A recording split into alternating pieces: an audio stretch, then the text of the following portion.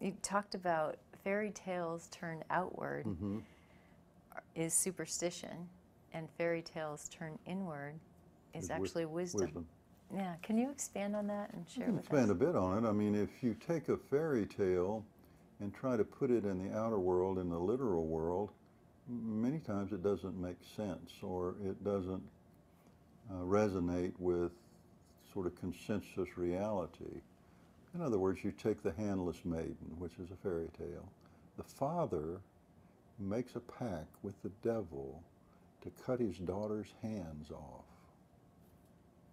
Well, you apply that to the outer world, that's sadistic, cruel behavior.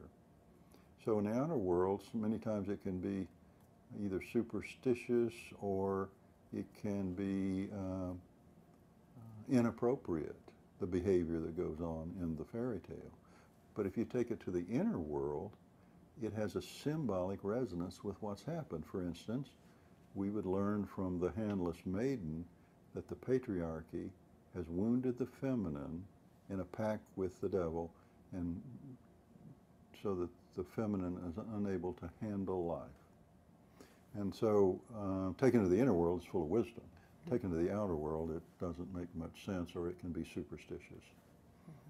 It's like myth. The little boy was asked, what is a myth? And he said, well, it's not true on the outside, but it's true on the inside. That's great. And there's so many fairy tales that are pretty scary for kids. Oh, yeah. You know, yeah, of course. And then I know in some of your talks and on your DVDs that you do talk about different fairy tales and bring the wisdom really out in those. Well, they're full of what Jung called archetypes, and these are predisposed patterns of human behavior. So we have woven into sort of intuitively or instinctually, we've woven into all of literature these archetypal patterns and messages that children need to learn or people need to hear. So we have in our nursery rhymes, and the fairy tales, with the mythologies of the tribes, within literature, movies, all of those are media through which the archetypes are played out.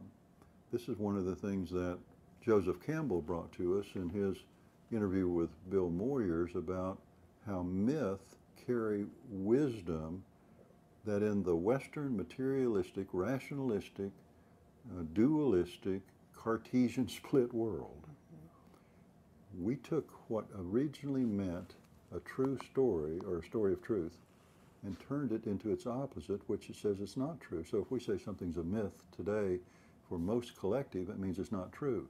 What it originally meant was a special literary vehicle to reveal truth. So paying attention to the nursery rhymes and fairy tales and the mythologies of people is to kind of glean the nature of being human and human nature and the nature of the human being's experience with the divine. So with the collective